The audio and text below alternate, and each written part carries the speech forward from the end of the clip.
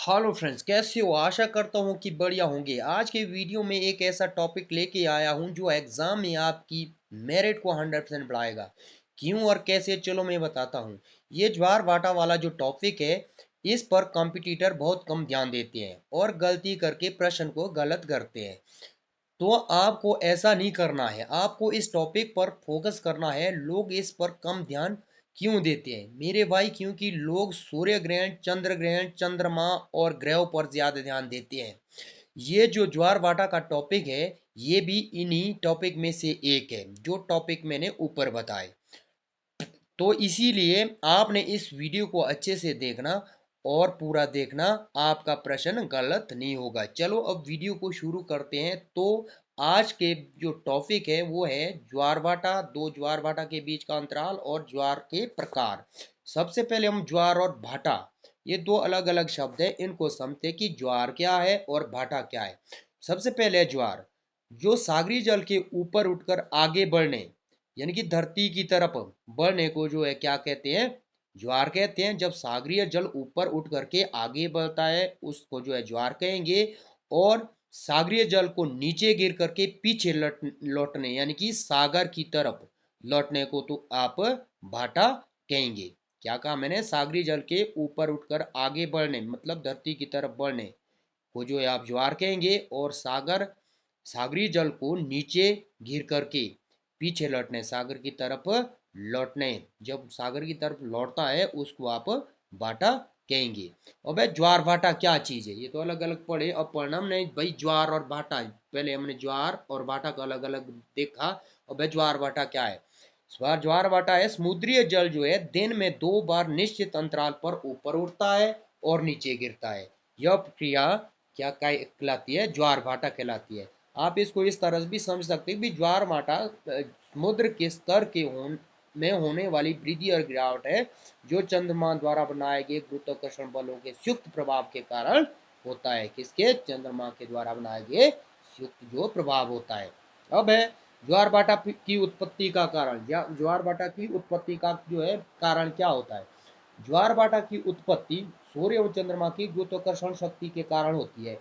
चंद्रमा की जो ज्वार उत्पन्न करने की शक्ति, वो जो है सूर्य से 2 गुना है। कितने गुना है? 2 गुना है। किसकी? चंद्रमा की। सूर्य से चंद्रमा की ज्वार उत्पन्न करने की शक्ति 2 गुना ज्यादा है।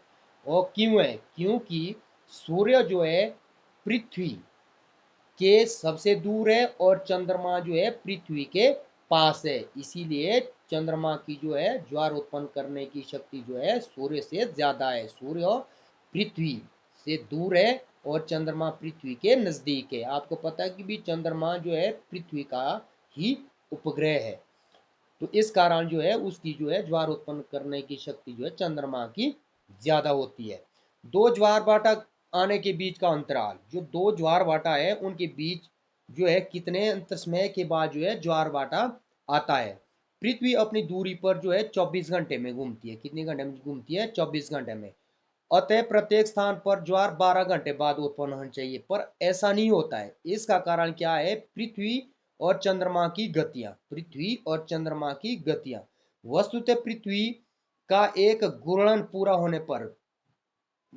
होने तक चंद्रमा भी अपने पथ पर जो है आगे बढ़ जाता है। चंद्रमा जो है 27.5 दिन में पृथ्वी का एक चक्कर पूरा करती है। भाई पृथ्वी का एक चक्कर कितने में करती है? 27.5 दिन। पृथ्वी का एक चक्कर पूरा करती है चंद्रमा 27.5 दिन। और जो है पृथ्वी अपने अक्ष पर जो है 24 घंटे में जो है पूरा करती है, घूर्णन करती है। तो 24 घंटे में यह पृथ्वी का 1/28 भाग तय कर पाता है। चंद्रमा जो है 1/28 भाग जो है पृथ्वी का जो है पूरा कर पाता है। इसीलिए पृथ्वी के उस स्थान को चंद्रमा के समक्ष पहुंचने में 52 मिनट का अतिरिक्त समय लग जाता है।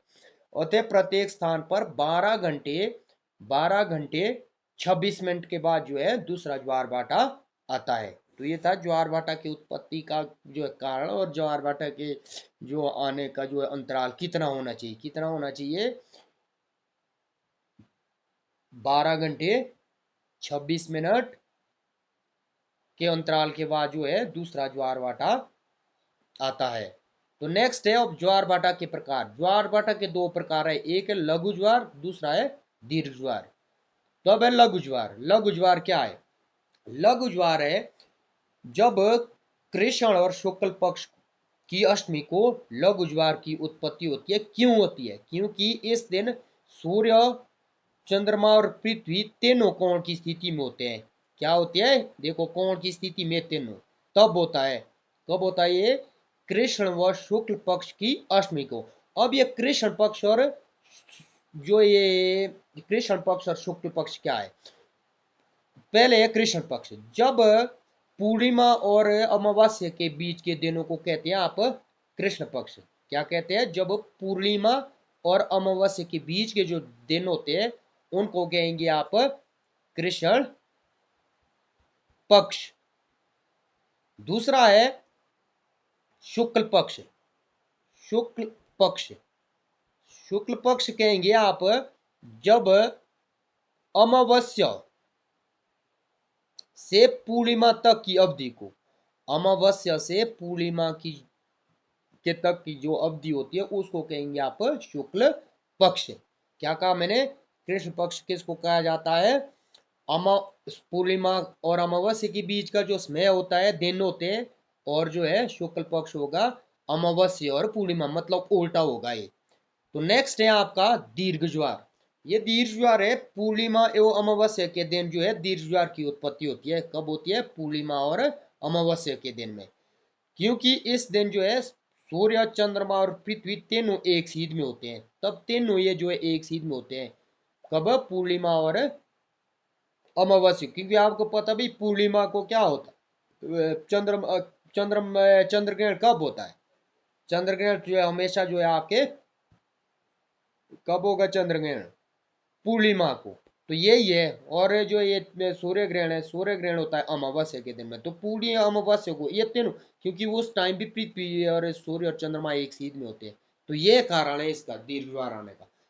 इससे भी बहुत इंपॉर्टेंट क्वेश्चन बनते कि दीर्घ ज्वार कब आता है? फिर ऑप्शन दिए होंगे जब ये तीनों एक सीध में होंगे। और जो है लघु ज्वार कब आता है? जब जो है कोण बनाते हैं। और जो है कौन से आता है? जैसे शुक्ल पक्ष, कृष्ण पक्ष। पक्ष भी मैंने बता दी भी क्या होता है, पूछ सकते हैं भाई पूर्णिमा और अमावस्या के बीच में कौन सा पक्ष होता है। तो मैंने पहले बता दिया, आप इसकी जो है नोट्स अच्छे से बना सकते हैं। तो आज की वीडियो में बस इतना।